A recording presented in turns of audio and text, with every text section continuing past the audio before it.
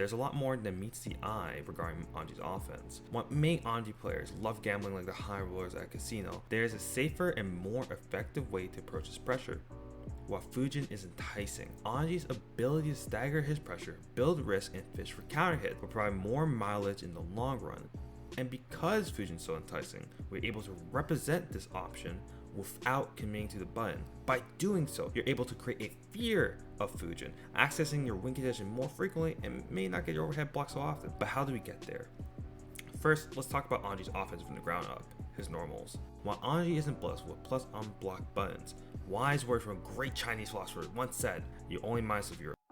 Because the threat of counter hits are so prevalent in Strive, due to the large damage output in the game, staggering your pressure and reusing your normals is important to establish from time to time depending on your opponent. While this isn't particularly Anji specific, the amount of risk he builds from his standard block strings creates a worrying position for the defender, as any hit could lead to high amounts of damage. Coupled with meter gain, he is able to use his resources aggressively, making his Fuujin follow-ups safer, or hit converting Nagiha into PRC. Now, occasionally, it's also important to pressure with his lighter pokes and vary your options and timings on offense. While the threat isn't high, largely due to Anji's weak gambling options, representing different tools will force your opponent to rethink their defense and how they will respond to your pressure. With this established, this is important to understand. This will not be nearly as effective if you always follow up with Fuujin at the end of block strings. You must create a threat of Fuujin by not representing a tool, but sprinkling it in. This will catch your opponent off guard from time to time. But I guess it's time to talk about why dozens of us play this character. Shih Tzu. That's so corny. Don't worry, I'll talk about Fuujin later. Shih Tzu is Anji's main win condition. I know this sounds ridiculous considering some of the characters in this game, but not all win conditions are built equal.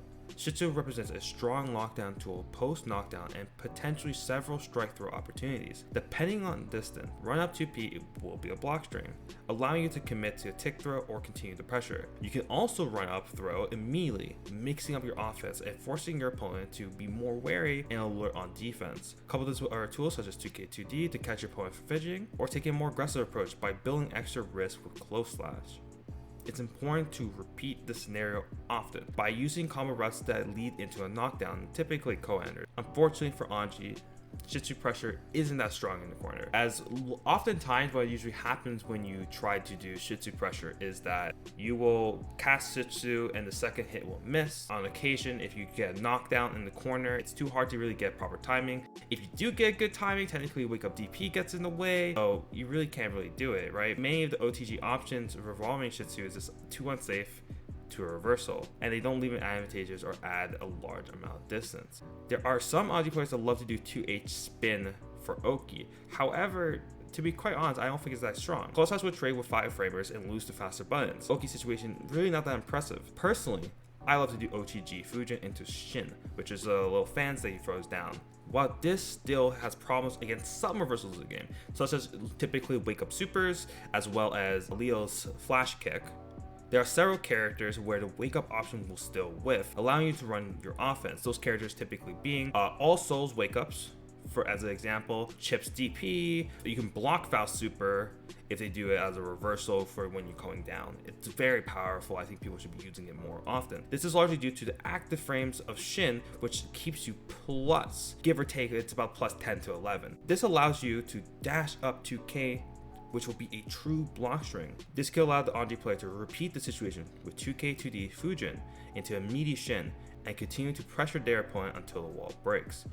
Or you can mix up your pressure and add throws and even change your normal choices such as close slash or 2k6h. Really, once again, I think the core game plan for Anji, what people don't think about enough, is that not everything needs to end with Fuujin. So you can kind of keep your opponent guessing a little bit of what you may do. Now, while it may not look too much on the outside, it allows you to slowly maybe weave in car Fuujin stuff, where instead of doing 2k6h, you could do 2k car Fuujin, which is very risky. Now, if you don't want to use this option to the reactionary reversals, you could also just do meaty Fuujin to hop. This allows you to get meaty close slash to pressure your opponent or mix up with a throw. With that being said, Anji doesn't need to be played as an all-in aggressive character. If you have someone in the corner, use your strong pokes to control the situation and keep them boxed in. It's even okay to give them a little bit of space and force them to approach you. You don't have to send Fuujin at every opportunity, but when should you use it? To wrap this video up, let's talk about Fuujin.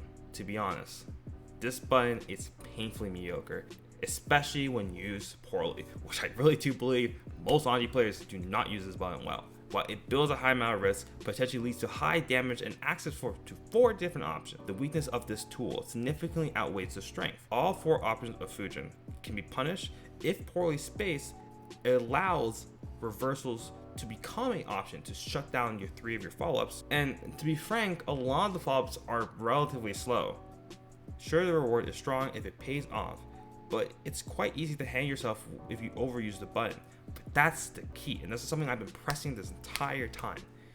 As mentioned earlier, you must represent the fear of Fuujin by underrepresenting the option. Many Anji players fall into this flowchart of using Fuujin after the H buttons or after forward slash, which becomes predictable. Or maybe you are to rely on gambling with Fuujin in neutral. By varying your timing and using this tool infrequently, you can potentially catch players off guard, allowing Fuujin to significantly be more effective. This also includes the follow-ups. Varying the timing of your follow-ups and taking note of what your opponent is good at handling, you may be able to get significantly more mileage from your tools. As an example, if I notice they aren't blocking the overhead, I may use more often. If I've only used the overhead with meter, I may take the risk and use it without meter, when they may not be expecting it. Anji is a character that significantly relies on reads of your opponent's habits to be effective, so keep that in mind instead of just sending Fuujin at every given opportunity. In closing, Anji at first looks like a very straightforward character regarding his offense, and truthfully, he is. After all, it's a mainly basic strike throw offense, and some frame trap pressure in there. However, many Anji players aren't taking advantage of this fact and are over-relying on Fuujin to close out their games. With strong stagger pressure, proper use of Shitsuoki, and sprinkling in Fuujin, I believe Anji's offense becomes significantly stronger and harder to deal with. So what do you think? Like, comment, subscribe, all that YouTube stuff, and may I'll see you another time. This has been Bear here. Peace.